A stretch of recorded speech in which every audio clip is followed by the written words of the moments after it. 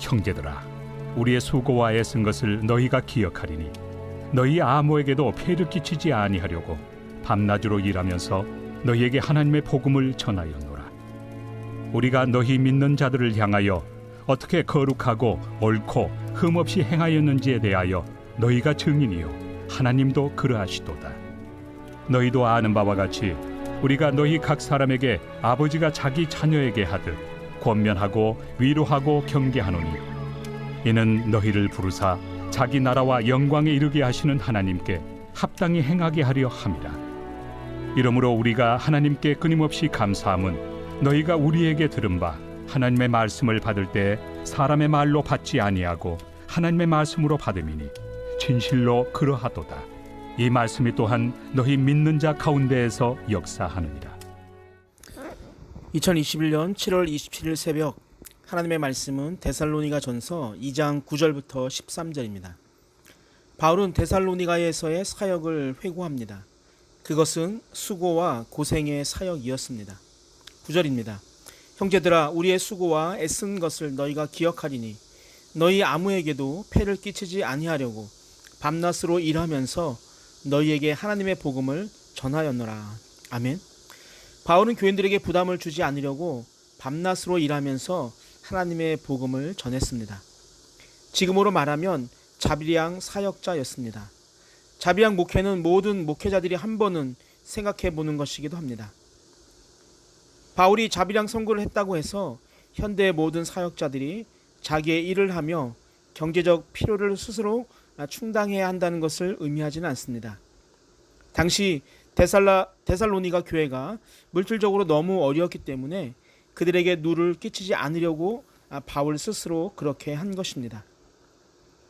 사실 빌립보서와 고린도전서를 보게 되면 교회의 지원을 받기도 했고 암시적으로 요청하기도 했던 것을 우리가 볼 수 있습니다. 어찌되었든 지금과 상황이 많이 다른 시대이지만 바울의 자비량 선교를 대단하다고 말할 수밖에 없습니다. 바울은 또한 성도를 대함에 있어서도 많은 생각을 했습니다. 10절입니다. 우리가 너희 믿는 자들을 향하여 어떻게 거룩하고 옳고 흠없이 행하였는지에 대하여 너희가 증인이요 하나님도 그러하시도다. 아멘. 바울은 자신이 복음을 전할 때 경건하고 옳고 흠없이 행하기에 최선의 노력을 경주했다고 고백합니다. 이에 대해 데살로니가 교회 교인들과 하나님이 증인이라고 말합니다. 그는 의의 복음을 전할 뿐 아니라 자신 또한 의를 지키기 위해 부단히 노력했던 사도였습니다. 그렇기에 그는 주저함 없이 자신의 진실을 밝히는 것입니다. 바울은 맑고 투명한 사역자였습니다. 이러한 바울의 사역을 보면서 같은 사역자로서 많은 생각을 해봅니다. 나는 과연 목회를 마치는 그 순간에 바울처럼 말할 수 있을까? 지금은 자신이 없지만 여러분의 관심과 기도가 함께한다면 그런 날이 올 수 있다고 생각합니다. 또한 바울은 11절과 12절에서 각 사람을 대할 때 아버지가 자녀에게 하듯 대하며 그들에게 권면하고 위로하고 경계하였다라고 고백합니다. 아버지는 데살로니가전서 2장 7절의 유머와 대조되는 개념입니다. 그는 사람들을 부드럽게만 대하는 것이 능사가라고 생각하지 않았습니다. 때로는 책망하는 아버지의 모습도 보였습니다. 그러나 그는 자식을 대하는 심정으로 그런 행동을 했다는 것입니다. 권면은 설교를 뜻하고 위로는 슬픔과 근심이 있는 사람들의 마음을 어루만져 주는 것을 뜻합니다. 경계는 단호히 명령하거나 지시하는 것을 의미합니다.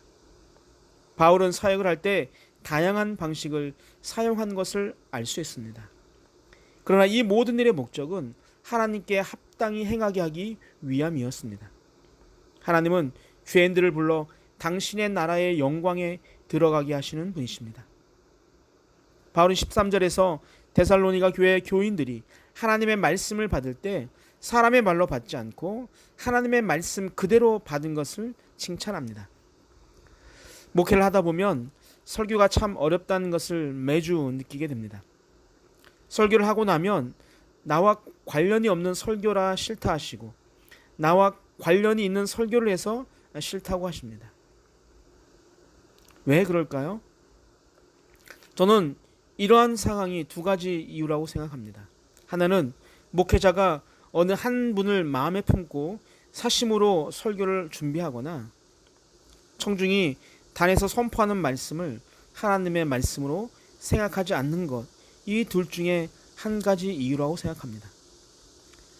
100% 준비가 안 된 설교라도 기도하고 준비한 설교를 하나님의 말씀으로 받고 나의 삶에 적용하는 시간을 보내는 자는 분명 바울의 칭찬을 받은 데살로니가 성도처럼 하나님께 칭찬을 듣게 될 것입니다.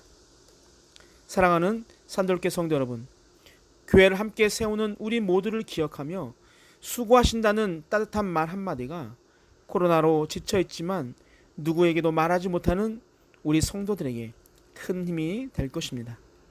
여러분이 알고 있는 사역자나 동료 공동체에게 따뜻한 문자나 전화 한 통하는 그런 복된 하루가 되기를 소망합니다. 하나님 아버지, 하루하루 하나님의 은혜가 없이는 살 수 없음을 고백합니다. 무더위가 기승을 부리고 있습니다. 지치지 않게 지켜주시고 또 백신 접종을 하는 성도님들에게 아무런 부작용이 일어나지 않도록 지켜주시옵소서. 감사합니다. 사랑합니다. 예수님의 이름으로 기도하옵나이다. 아멘.